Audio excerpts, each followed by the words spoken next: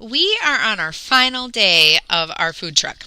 So many of you have all of your designs on your food truck, and you have your base and you have your ceiling. So we're going to finish cutting this out.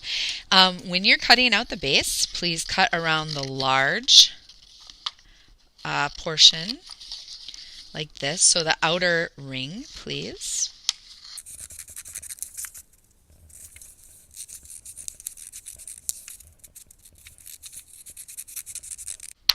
Okay, so now we have that large portion, so it's ready to go.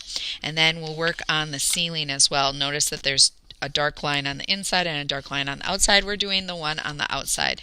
I found out if you do not do the one on the outside, it actually will fall apart. So it won't sit on top of your food truck correctly.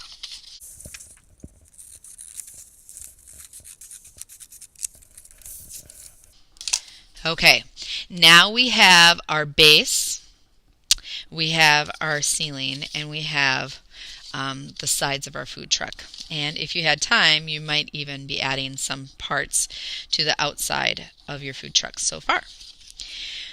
Okay, now we're going to go and take a couple of pictures. So you're going to be setting up your food truck so that you can get some photographs taken.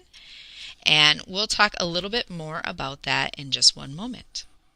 Today we're going to talk about the standard present. That means we show our artwork to someone else, and we're going to do that in a way where we take high quality pictures of the art that we have created.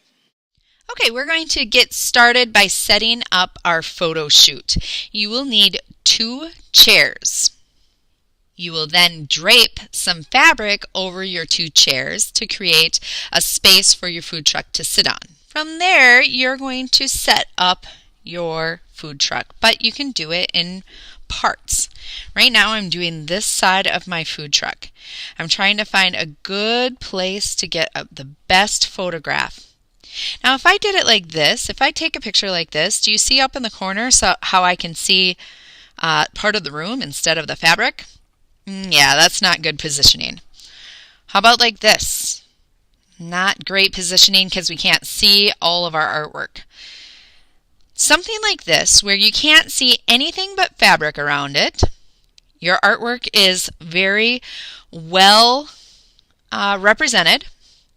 Yeah, this is going to be a good photograph. So I'll take that picture and put it into my Google Drive. Let's take a look at some pictures. This one could use some help because you can't even see the art. Look up in that corner. Do you see? Oh yeah, I see the ground. This one isn't even using the fabric at all.